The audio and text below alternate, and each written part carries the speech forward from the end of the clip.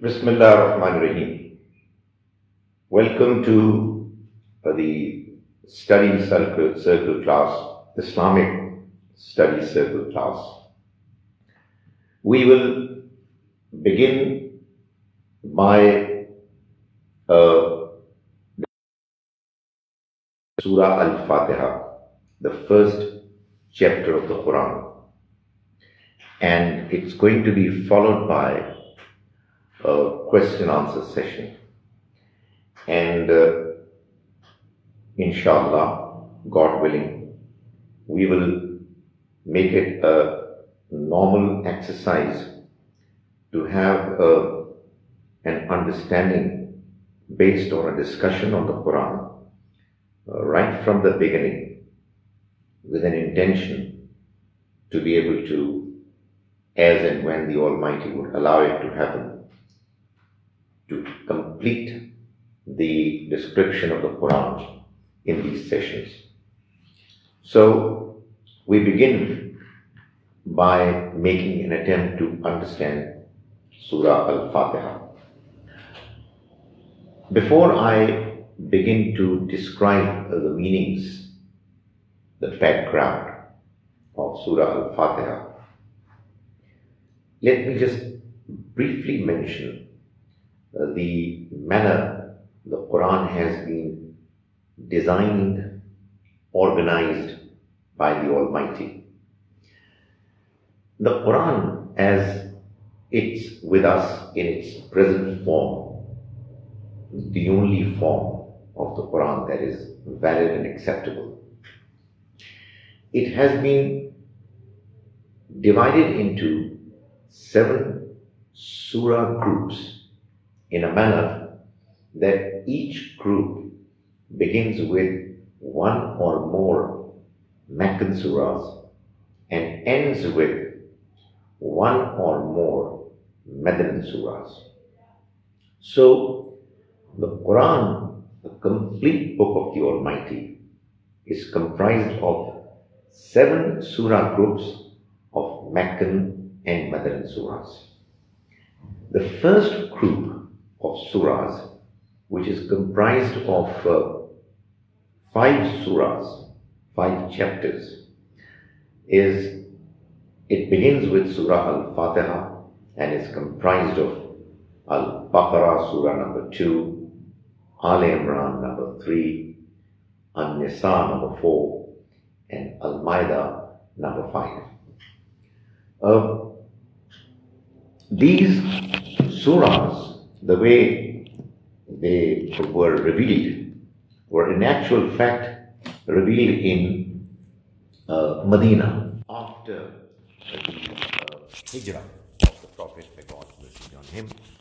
However, the Almighty has, in His supreme wisdom, designed to have these surahs sequenced at the beginning part of the Quran. Now, what is the reason why it has been done in the manner it appears is something that hopefully with the passage of time, when we will discuss the Quran in detail, we'll be able to find out more about it. But let's begin with Surah Al Fatiha. Surah Al Fatiha is the beginning surah of the Quran. That is what actually the word means, the opening chapter of the Quran. Fatiha, the one that begins. Bismillah ar-Rahman ar-Rahim. We also say A'udhu billahi minash shaitanir rajim before we normally start reciting the Quran. The reason is that there is a mention in the Quran that when you read the Quran, Fastaiz billah minash shaitanir rajim. You seek refuge in Allah from the evil whispering of Satan, the rejected one. The reason is that Satan would not want us to understand the Quran, to be in contact with the Quran, because it is the Quran that leads us to the right path. And Satan, the rejected one, our enemy, God's enemy, the enemy of prophets, would want people not to be led to the right path. So he would make an attempt, as much as is possible, as is allowed to him, to prevent us from reading and understanding the Quran. So Satan would make us lazy. Satan would make us not focused. When we read the Quran, would try to distract us. So that's the first thing we do. And then we say, Bismillah ar-Rahman ar-Rahim. What it means is, I begin in the name of Allah.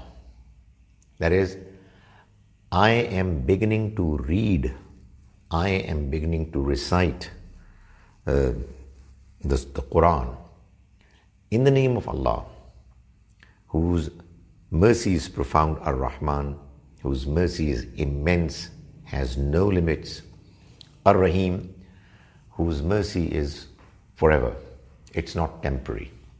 So we begin by making this statement. This verse, Tasmiyah, is, although a part of every surah, it begins every surah of the Quran except the 9th surah, Surah Tawbah. Yet it is not considered by most scholars as a part of the surah.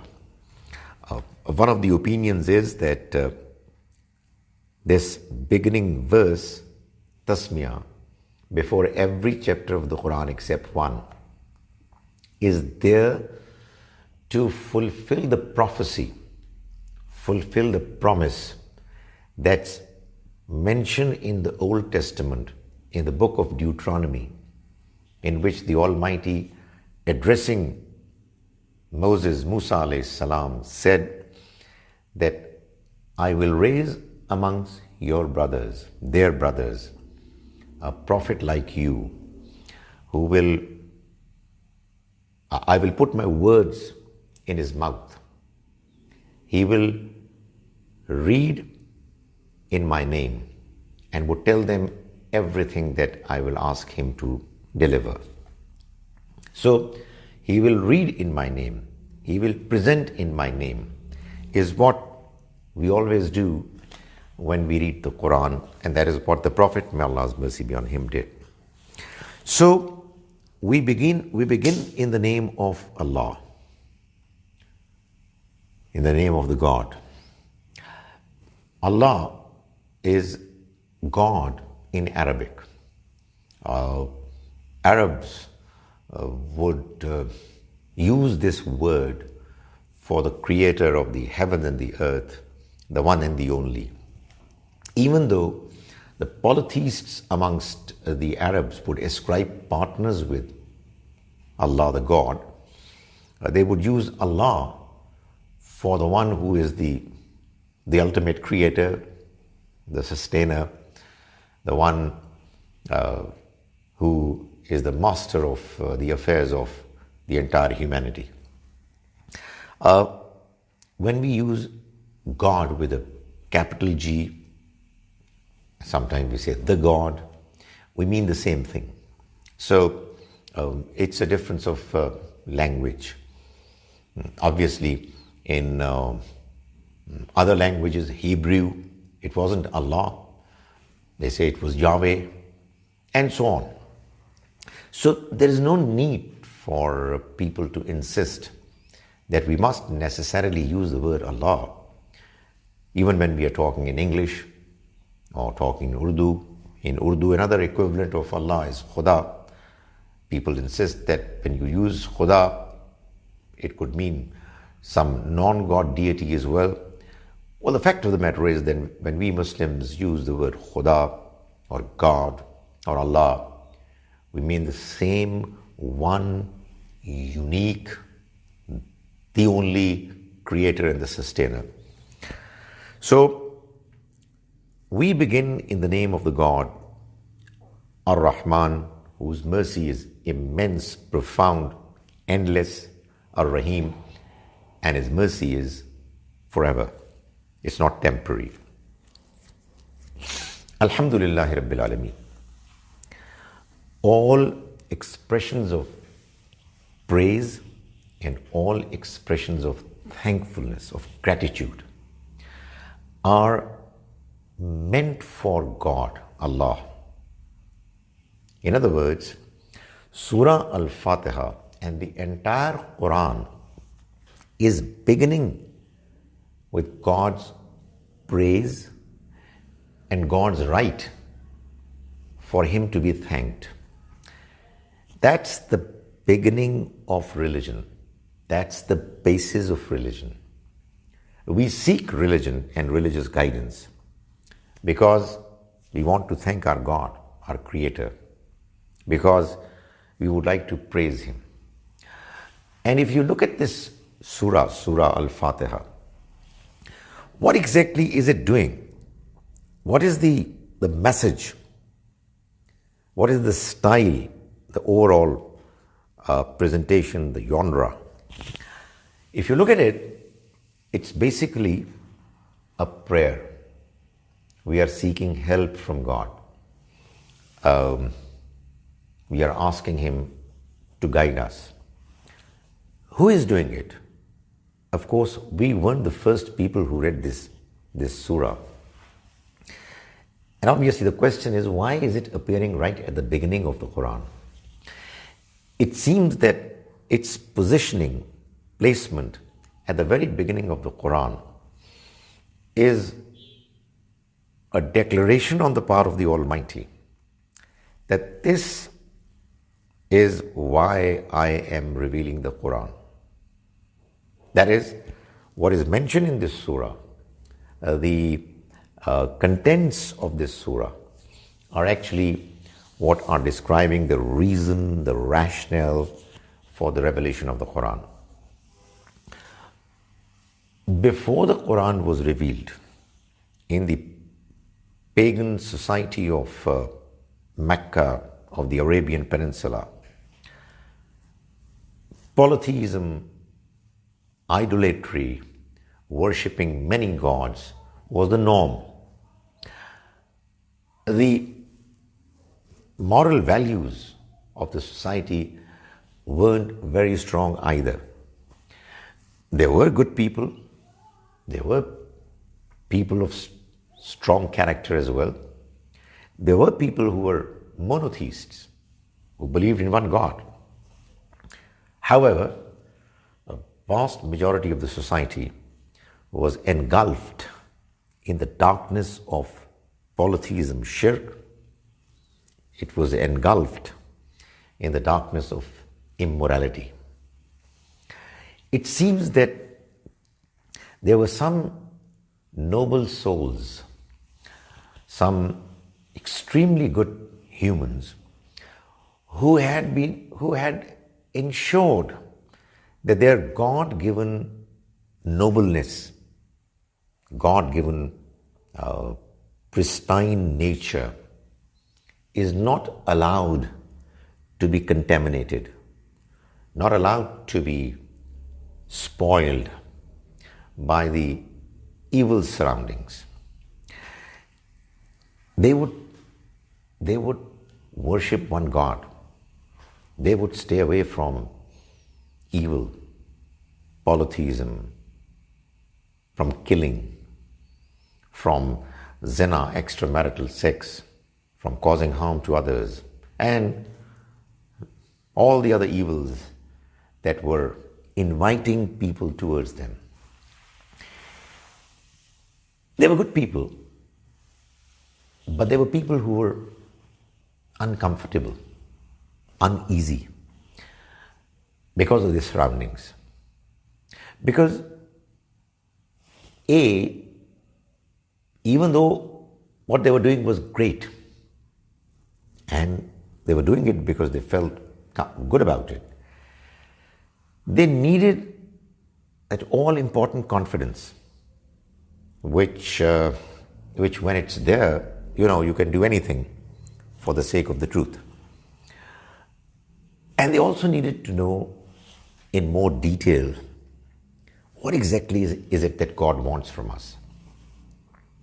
We are trying to do as best as we can, but we are not very sure. We fall short of the ideals that we think should be pursued. So, in this background, this surah was revealed. There is a strong claim that this was the very first surah of the Quran that was actually revealed historically, chronologically as well. And this surah is actually describing precisely the feelings of all these good people, obviously including the Prophet, may Allah's mercy be on him. So it begins by mentioning a few realities that these good people, these noble souls already knew and acknowledged. And then the surah moves on to ask the Almighty what they were desperately looking for. So the surah begins by saying, Alhamdulillahi Rabbil Alameen. All expressions of praise and gratitude are first and foremost meant for God, Allah. He is the one who deserves to be thanked and to be praised the most. Rabbil Alameen, Allah, the God, who is the sustainer of the entire humanity. He is the one who owns this existence. He has created it and He is sustaining it. Alameen, even though apparently means the entire existence, all the worlds, the universe. However, what it actually means in this context is the people living in it.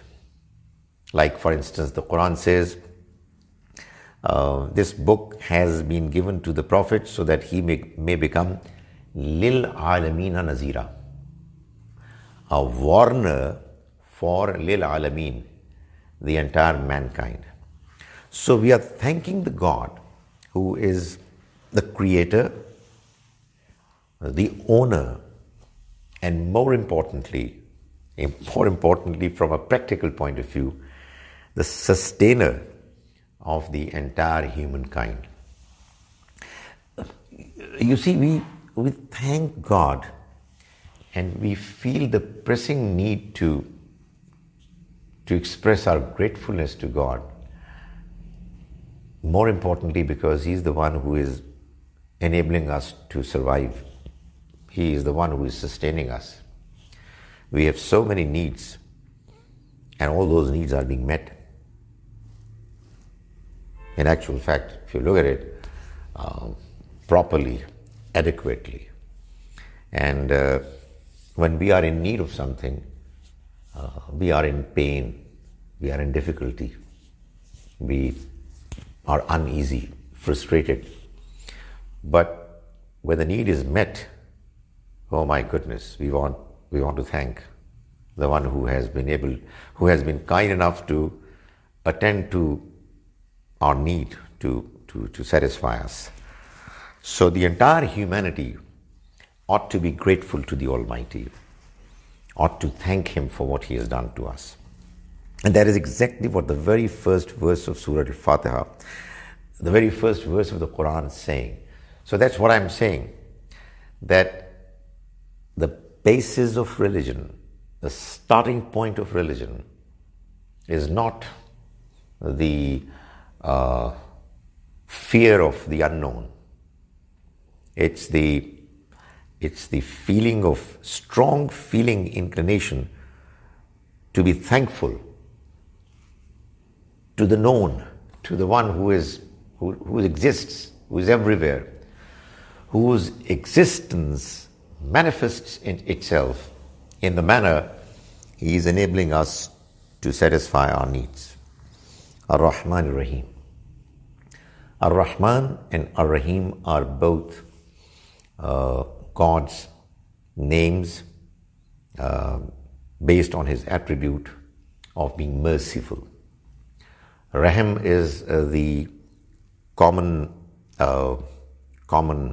root in Arabic. Most of the words, verbs and nouns, they stem from 3 letters which are common to the entire family, which is actually based on these roots.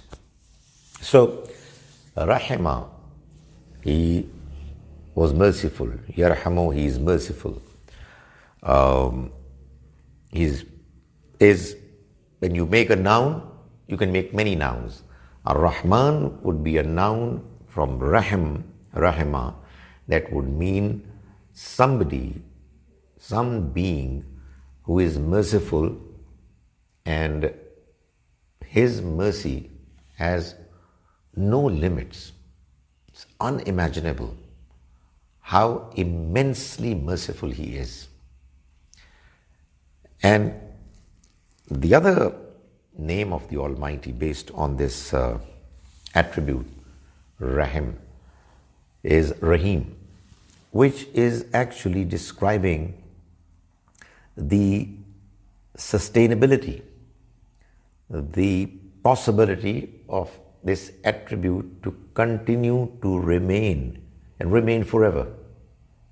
In other words, God is Rahman, His mercy has no limits, and His mercy would never end. It is forever. Alhamdulillah Rabbil Alameen, Ar-Rahman Ar-Rahim, Maliki Yawmiddin. He is the master of the Day of Judgment. This too was a part of the understanding of the people who were on the right track despite their threatening, difficult environment. The understanding of the Day of Judgment has always been there in the design of human personality, the way we have been equipped by the Almighty with an inner understanding. However, this concept of the life hereafter gets threatened every now and then. So, the one who is praying, or to be more precise, the one whose feelings have been expressed in the words suggested by God, it's the feelings of those good, noble souls who have been given words by the Almighty, and they have now become this surah, which is a prayer. They are saying that the one who is our sustainer, Rabb, whose mercy has no limits and is forever, He is the one who shall be the master of the Day of Judgment. That is, He will make sure that there comes a day when people are judged, they are accounted for, they are rewarded for being good, or they are punished for being evil. The sequencing of these verses in a manner that Ar-Rahman Ar-Rahim is immediately followed by Maliki Yawmiddin. The sequence is very significant. Now what it means is that it is God Almighty's virtue, attribute of being extremely merciful that leads to the understanding that He is going to be the master of the Day of Judgment. Ordinarily, people think that the Day of Judgment is going to be a fearful day, a day when everybody is going to be scared. So people don't look forward to it.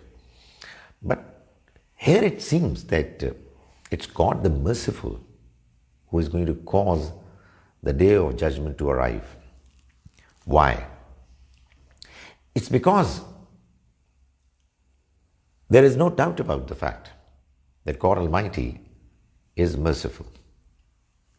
This understanding is what clearly emerges when one looks at this life and what it provides us with.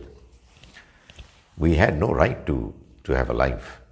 It was out of sheer mercy that the Almighty enabled us to have this brilliant, beautiful life that we love. But there are problems. This life is not without difficulties. This life is unfair. There are differences, there are problems, there are sufferings, etc.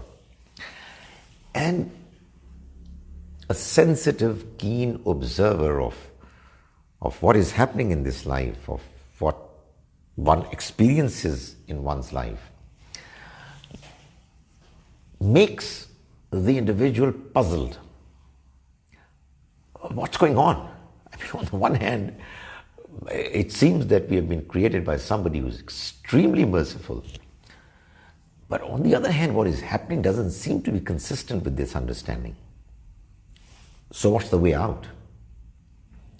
The only way out, the only understanding, the only piece of information that would give the meanings of Ar-Rahman, Ar-Rahim, real legitimacy,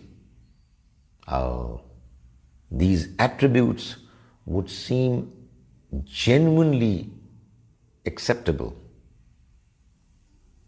with regard to our Creator.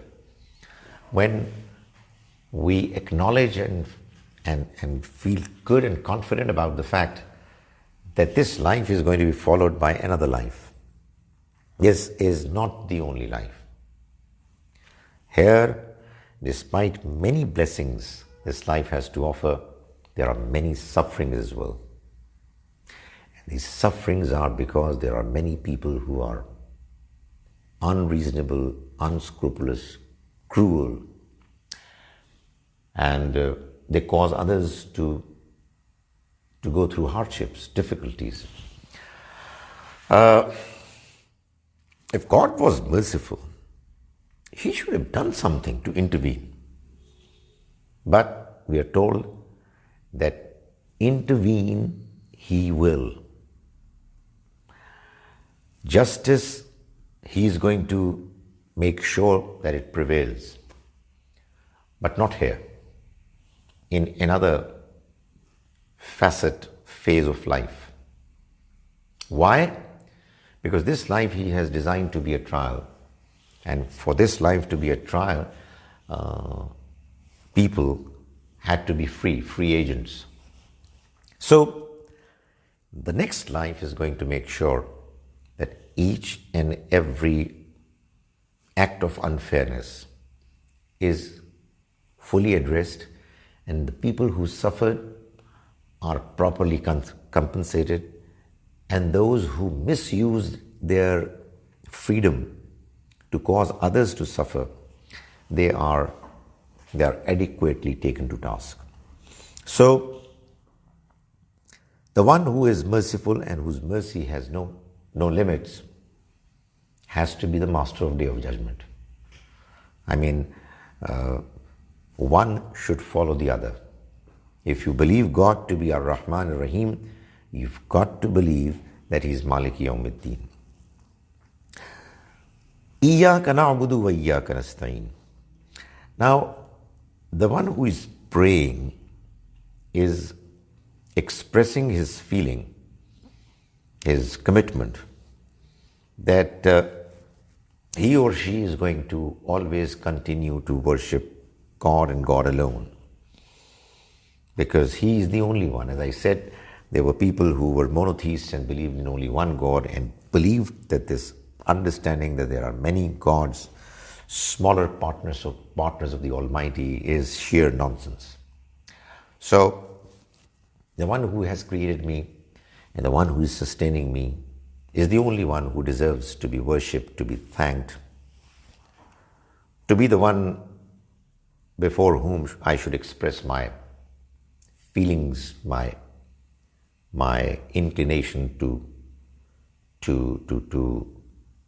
tell him that I'm nobody, that my humbleness is the only truth that I would want to express before him.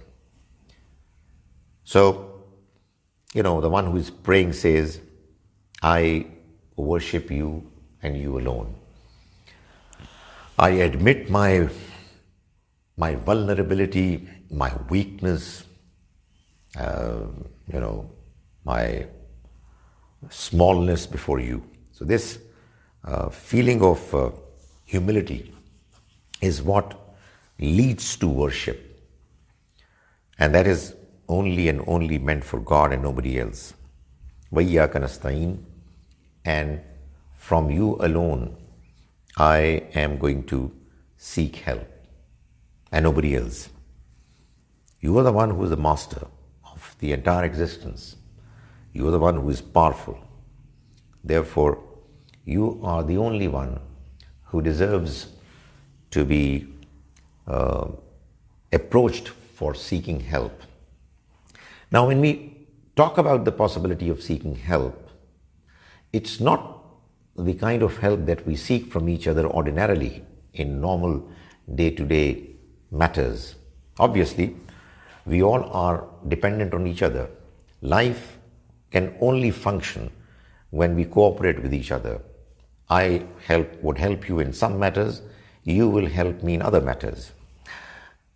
Seeking help from God is seeking help in matters where we feel confident that there is somebody out there who is unique and is the one and the only who listens to my prayers even when I'm whispering my prayers and nobody can listen to them.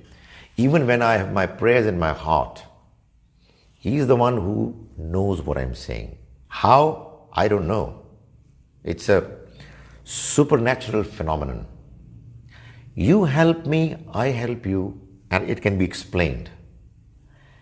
You listen to what I'm saying right now, even though you're not in front of me, but there are some technical details which I'm completely unaware of, but there are many experts who would explain how all this is happening. So it's all natural, scientific. But there is somebody out there who doesn't need any explanation, who knows what I'm doing, and I can't explain it. And He's the one who is able to help me out in unexplainable ways, supernatural ways. That being, that deity, God, is one and the only. There's nobody else. So when we say إِيَّاكَ نَسْتَعِينُ, we are actually mentioning the act of seeking help in a special way. It's an understanding which is only applicable in the case of God. If one was to seek help from someone other than God in the very same way, that is, there is this understanding that there's somebody out there, a human being or some non-human existence, who other than God can listen to my prayers and has the ability to respond to my prayers by helping me out, then I'm ascribing partners with God. So when we say this prayer in Surah Al FATIHA, we mention the fact that you alone shall we seek help from, because you alone are the one who can help us. If there are other claims apart from your ability to do it, those claims are false. we do not consider them as acceptable and true. So that's an understanding which all good humans, even though they were not very large in number, they had even before the Quran was revealed, in the Meccan society, in the Arabian society. But there was this very strong yearning that there should come a message from God, because the surroundings are very disappointing. People have resorted to polytheism. They are ascribing partners with God. The level of morality has gone down. And therefore, we need to get light from the heavens. We need to get guidance from the Almighty so that we are able to move on with our life and function, lead our life in a manner that would be acceptable to our Creator. I had planned to finish Surah Al Fatiha today, but it seems that it would not be possible for me, more particularly because I'm interested that if there are any questions, I should be able to respond to them in the time that is now available with us. So I finish my presentation here, and I invite you to ask questions if there are any. And there's already one which is gearing up to be asked. So here you are. Please ask question. My question is that I have been listening to your Saturday ladies classes and the other classes. I may be wrong, but somehow I get the impression that many of the ladies do get very unnecessarily worked up, as one said, the khawf of sin and punishment in the hereafter. And I'm wondering if there's any way of making the presentation in a manner to make them understand that it is not going to be like that, because to me it doesn't appear that it goes through them that this is not the way Allah wants us to behave. So how would you reply to that? I myself have a lot of cough because of this constantly reminders of Jahannam and sin and punishment and burning in hell.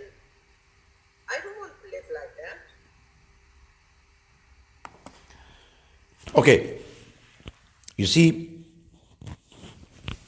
fear of the life hereafter and fear of burning in the hell fire is what prompts many people to become religious.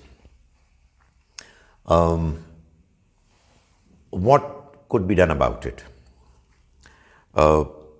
Let's admit, for one thing, that there is a lot of mention of hell and hellfire in the Quran. But an equally important reality to be acknowledged is that there are many religious people who are somehow moved into following religion to become religious because of the fear factor. And the trouble is that they don't remain rational anymore. When you are fearful, you are obsessed with fear, it's not going to be possible for you to behave normally, because the one who is able to scare you, your religious guide, would ask you to do anything he or she wants you to do, simply because you're scared. I mean, you don't want to experience the kind of things that have been mentioned, the scary things. So, what is the right approach, and how can this fear factor be eliminated? Or should it actually be eliminated?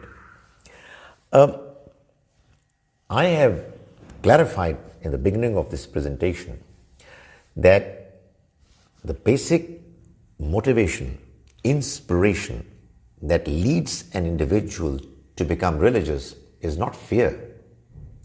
It's gratitude. It's love. It's a feeling of being helped, feeling of being provided with whatever needs we come across. So, Alhamdulillah Rabbil Alameen, the very first verse of the Quran is actually mentioning the reality that it is not fear, but it is love and an inclination to be grateful that has caused the religious message to be revealed. So that's one important thing that needs to always be considered. The other thing that needs to be always there in one's process of understanding is that fear is primarily a feeling that one might lose something. Fear of death is actually the fear that this beautiful life would end. So, fear is always preceded by love. If there is no love, there can be no fear. However, having said that, let me also mention that as I said in explaining Maliki Yawmiddin, that because this life is a trial, God enabled humans to be equipped with a very important component of their existence, their personality, and that is freedom, independence. Humans are free. Humans can choose to do what they want to. Okay, granted that this freedom is not unlimited, but honestly, we are free to choose and to do what we want to in a large number of possibilities that we have at our disposal every day. And this freedom is what causes us to be in the process of trial. We are being tested. Now, there are people who misuse this freedom.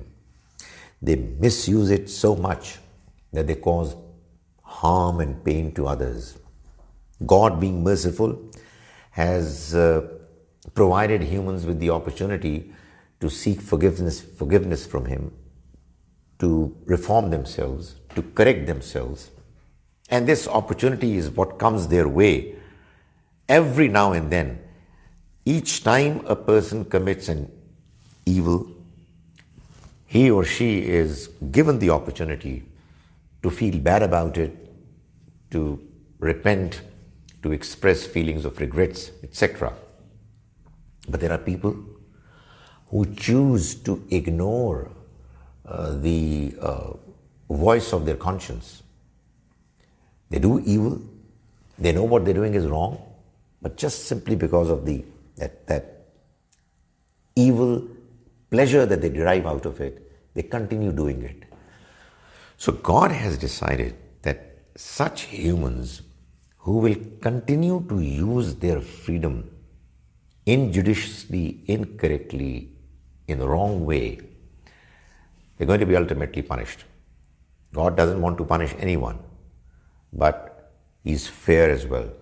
So if there are people who will misuse their freedom and would continue to do so despite getting all the possibilities that one can imagine to have, can hope to have, at the end of the day, they shall be punished. Now, when this is a reality, and this reality is going to unfold itself after the day of judgment, it had to be mentioned. It had to be shared. So the Quran mentions them. Now it is for us to look at the context. It is for us to decide that when the Quran mentions the hellfire, for instance, and the punishments that people are going to go through on the Day of Judgment and thereafter, one should know that the Almighty is talking about pharaohs and Abu Jahals and Abu Lahabs, etc., who got the opportunity, and most significantly Satan, Iblis, who got the opportunity of going through the process of living in this life. They were offered the journey of this life for them to be able to make the best out of it, to impress and please God, and thus become eligible to enter the paradise. But what they did instead was that they misused their freedom, and they continued to do so despite knowing well that what they were doing was wrong. So the Almighty mentioned in the Quran over and over again that, look here, if that's going to be your case, the fate is clear.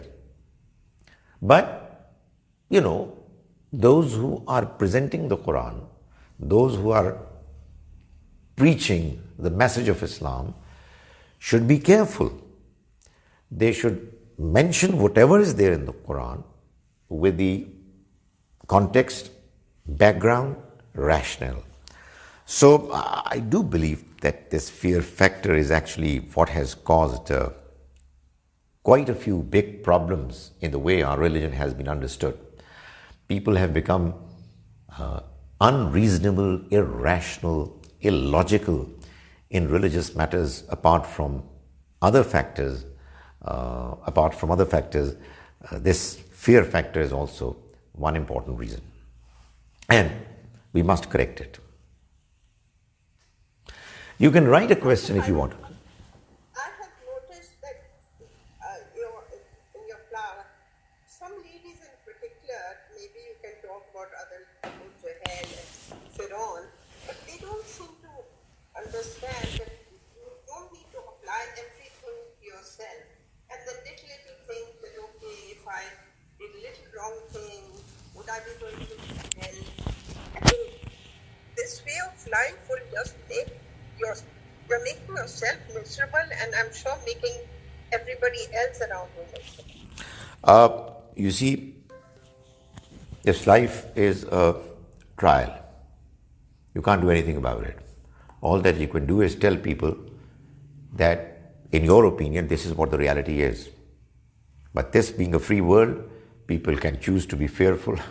People can choose to be scared of what's mentioned in the Quran. People can choose to be thankful to God more than anything else. So, all that you can do is to tell people. But I was able to figure out what the problem was among some of my participants.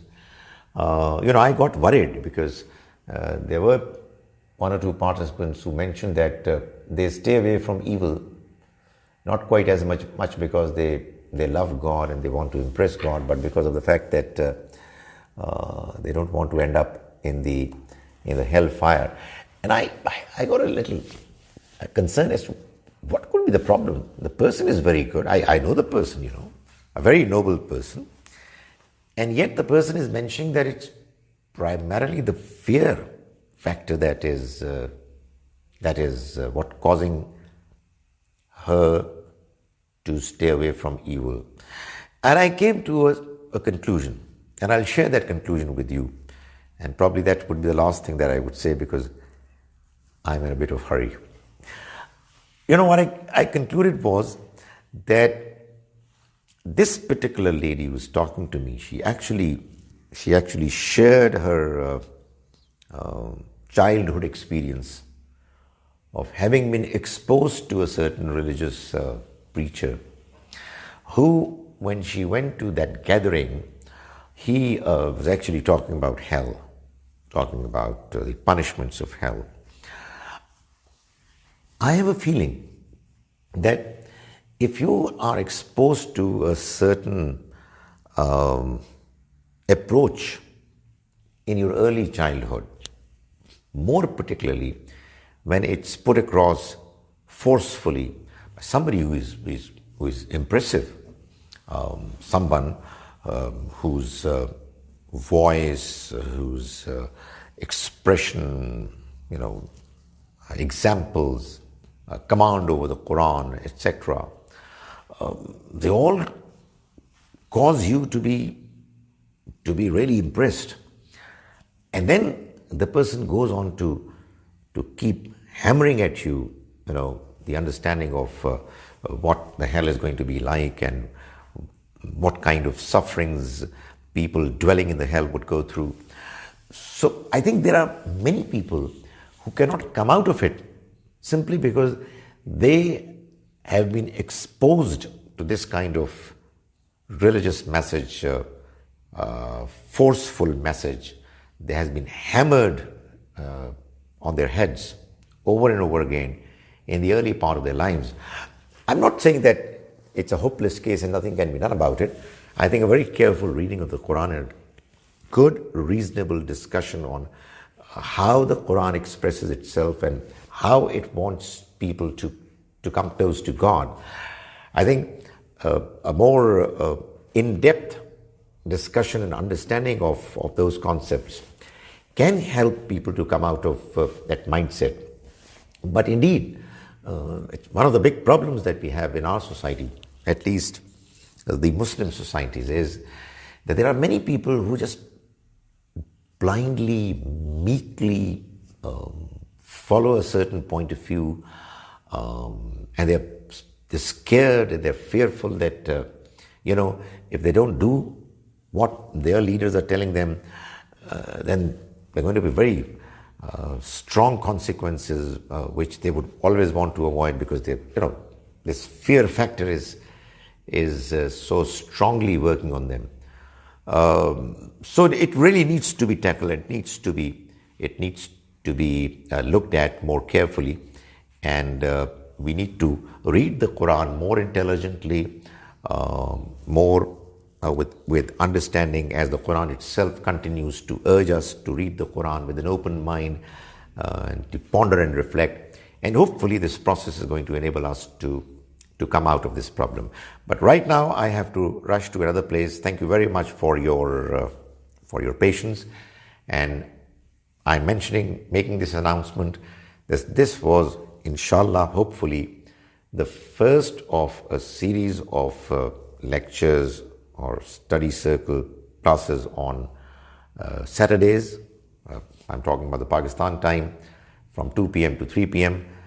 And we'll have the next one, inshallah, next Saturday. Assalamu alaikum wa rahmatullahi wa barakatuh.